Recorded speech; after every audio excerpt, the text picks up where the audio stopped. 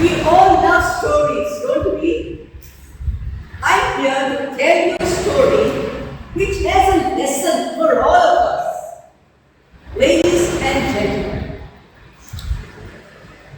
it was Christmas Day. Sarah got up early in the morning and rushed down to the Christmas tree.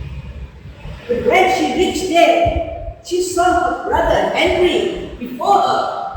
A scuffle ensued, and that brought dead down. It thundered, "The two of you go back and get ready for church." They went to church. The church was so beautiful, beautifully decorated, lighted up. The choir sang so beautifully. It started with "Silent night, holy night." But nothing touched the hearts of Henry and Sarah. Their minds were there at the foot of the Christmas tree. Mass continued, and the priest gave a very touching sermon that did not touch their hearts. It proceeded, Mass, and ended with, "Joy to the world, the Lord has come." But there was no joy in the hearts of Henry and Sarah. Their minds were still there at the foot of the Christmas tree. They reached back home, and they had to sit for breakfast with their parents. So under the watchful eyes of their parents, they had their breakfast. And no sooner breakfast is done, down to the Christmas tree. The parents above could hear the whoops of joy as they opened their gifts.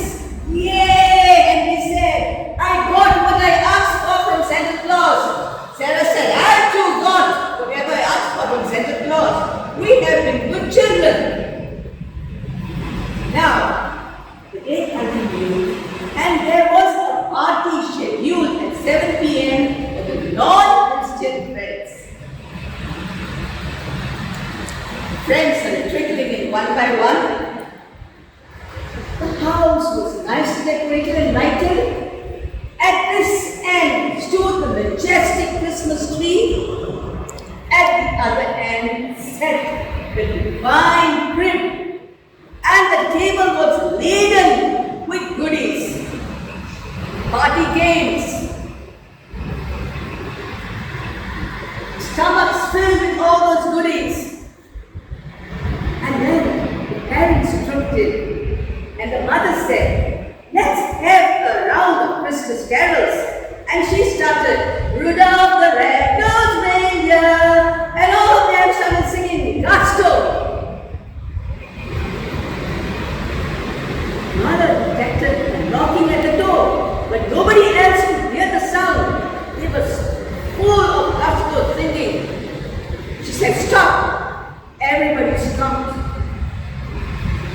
Henry and Sarah rushed to the door. They opened the door. Who was standing outside there?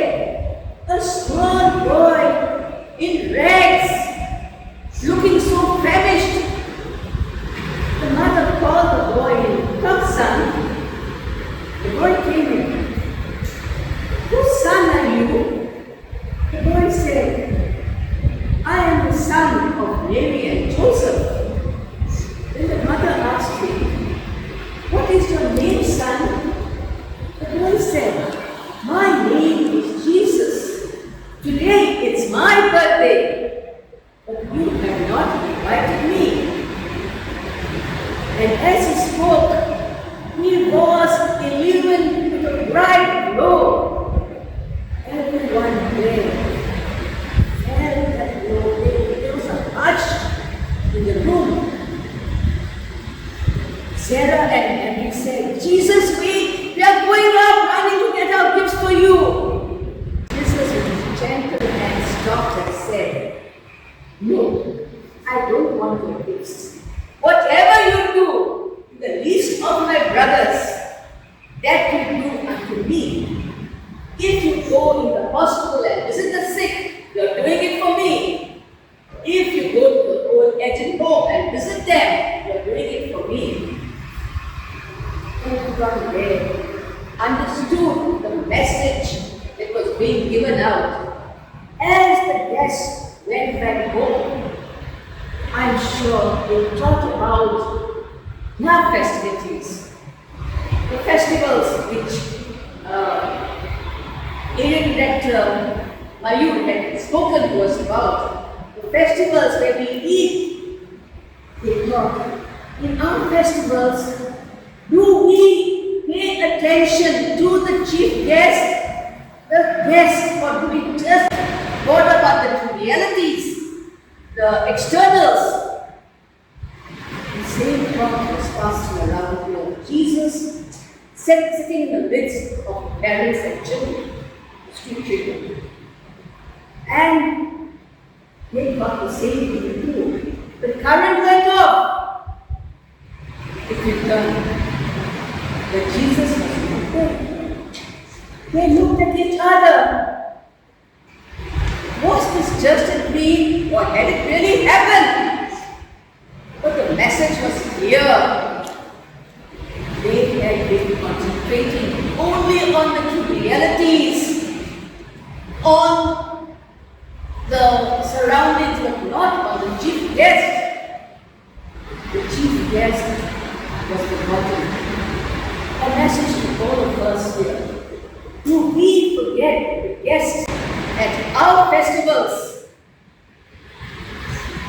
As we reflect on this, I hand you over to a very able Toastmaster again.